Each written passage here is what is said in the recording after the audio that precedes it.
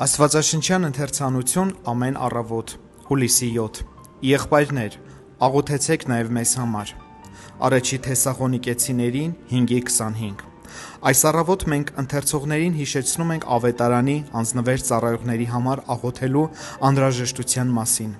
Մենք յուրաքանչյուր քրիստոնյայի կոչ ենք անում կատարել այս ջերմագին աղերսանքը, որ հնչում է առաքյալների խոսքերում, իսկ այժմ մենք ենք կրկնում։ Եղբայրներ եւ քույրեր, մեր բավականին կարևոր աշխատանքը կապված է հազարավոր մարդկանց բարօրության կամ դժբախտությունների հետ։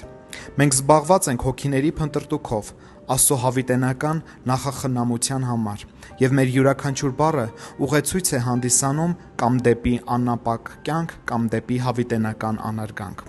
Մեզ վրա ծանր պատասխանատվության բեռ է դրված, եւ մենք իրավունք չունենք հույս դնելու Աստծո ողորմածության վրա, եթե անօրեն մարդուն հետ չենք պահել սխալ ճանապարհից։ Լինելով սպաներ քրիստոնյայի բանակում, մենք թշնամական նենգությունների հատուկ թիրախ ենք ինչպես մարդկանց, այնպես էլ սատանայական հոգիների համար։ Նրանք սպասում են, թե մենք երբ կսայթաքենք, թուլություն կամ անվճռականություն կդրսևորենք, որպեսզի իրագործեն իրենց նենգ մտահղացումը մեր կյանքերում։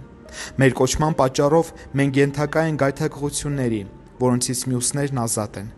չէ՞ որ ուղղակի հովական ծառայությունից զատ մենք ներգրավված ենք լինում ոչ պաշտոնական լրացուցիչ պարտականությունների մեջ շրջանակում։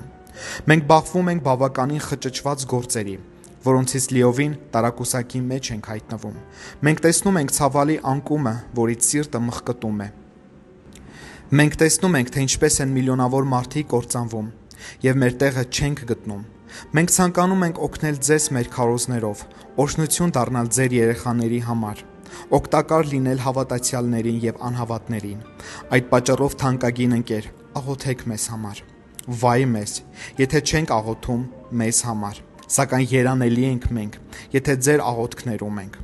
Ու թեև դուք նայում եք ոչ թե մեզ, այլ Տիրոջ օրհնություններ ստանալու համար, քանի անգամ է նա ձեզ օրհնել ձեր ծառայողների միջոցով։ Այդ պատճառով նորից ու նորից աղոթեք, որ մենք լինենք երկրային անոթներ, որոնցում Տերը պահում է ավետարանի գանձը։ Մենք հովիվների, միսիոներների, ավետարանիչների եւ աստվածաշնչյան ուսանողների մի ողջ բանակ Հիսուսի անունով աղերսում ենք ձեզ։ Եղբայրներ, աղոթեք մեզ համար։